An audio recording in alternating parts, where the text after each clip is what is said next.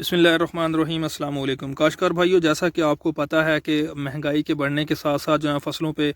Inputs या ज़राई मुदाखल के जो है वो अखराजात बढ़ गए हैं। तो ऐसी सूरत हाल में अगर खुदा न खास्ता जो है वो क्रॉप फेलियर हो जाता है या किसी वजह से प्रोडक्शन जो है वो लो होती है, तो नुकसान का अंदेशा जो है वो बढ़ जाता है। तो ज़्यादा से ज़्यादा मुनाफे के लिए, बेहतर जो है वो पैदावार के हसूल के लिए आपको अपनी फसल के हर हर जो है वो नाजुक मरहले की क्रिटिकल स्टेज का जो है वो नौ हाउ होना, इल्म होना ज़रूरी है, ताकि जो है वो मैनेजमेंट में कमी बेशी की वजह से होने वाले जो नुकसानात जो पैदावार में कमी का बायस बनते हैं उनसे मुमकिन तौर पर बचा जा। आपको पता है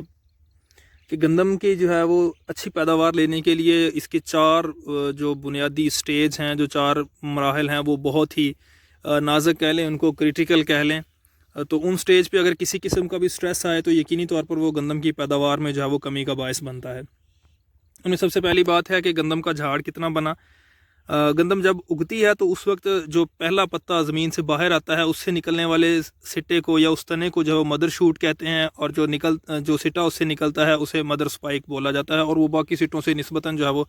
सेहतमंद होता है और बड़ा होता है देखने में। इसके अलावा जो दूसरे सेकेंडरी टिलर्स या जो बाद में जो शगुफ़े निकलते हैं उनके सिट्टे जो हैं वो मदर शूट से निस्बतन जो है वो देखने में छोटे या कह लें कि निस्बतन जो है वो कमज़ोर होते हैं। उसके बाद जो है वो सेकंड स्टेज ये है कि एक जो आपके फसल के जो है वो एक सिट्टा जो निकल रहा है उसके ऊपर घुंडियों की तादाद कितनी है। तीसरे नंबर पे जो है वो एक घुंडी में जो है वो दाने कितने बनते हैं। चौथे नंबर पे जो है वो के दानों का वज़न जो है वो कितना है, उनकी भराई कितनी हुई है। तो ये चार अवामिल हैं जो गंदम की पैदावार का जो है वो तयन करते हैं। तो आज हम बात करेंगे कि गंदम की इन चारों स्टेजेस को मद्देनज़र रखते हुए कि गंदम की फसल को पहला पानी जो है वो कब लगाना चाहिए। पहले पानी का वक्फ़ा जो है वो मुख्तलिफ़ इलाकों में ज़मीन की निस्बत से, पिछली फसल कौन सी लगी हुई थी उस हिसाब से या आबो हवा के हिसाब से मुख्तलिफ होता है।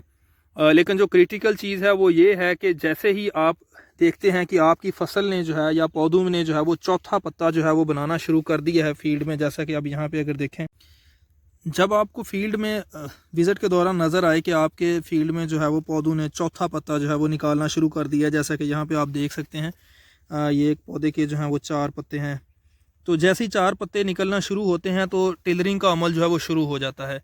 आप तस्वीर में भी देख सकते हैं, ये मैंने एक पौधा जो है वो ज़मीन से निकाला है। इसमें देखें चार पत्तों के बाद जो है वो नन्ना पौधा, चौथा नन्ना पौधा या टिलर जो है वो बनना शुरू हो गया है। अगर आप गौर से देखेंगे तो ये क्लियर आपको नज़र आएगा। अब अगर इस स्टेज पर ज़मीन में जो है वो आप के पानी की कमी है, वतर की कमी है, तो यकीनन टिलरिंग का अमल जो है वो मुतासिर होगा। तो अगर इस स्टेज में आपको लगता है कि ज़मीन में वतर की कमी है तो आपको फ़ौरन पानी लगा देना चाहिए। दूसरे नंबर पे अगर आपने बेसल डोज़ या नीचे कोई फर्टिलाइज़र नहीं दी, आप जानते हैं कि टिलरिंग या झाड़ बनाने के लिए फास्फोरस बहुत ज़रूरी है, तो आपको जो है फ़ौरी तौर पे नाइट्रोफास जो है वो बेहतरीन, जो जल्दी अवेलेबल हो जाती है, वो फर्टिलाइज़र जो है वो डाल के अपने खेत को पानी लगा देना चाहिए।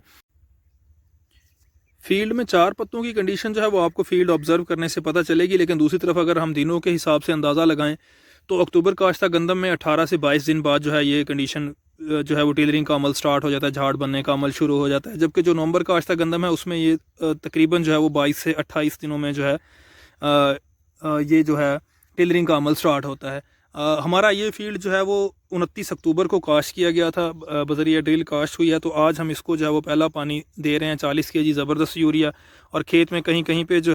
दीमक से मुतासरा जो है वो पौधे मिले हैं, जिसकी वजह से जो है वो इसमें जो है वो रेफरी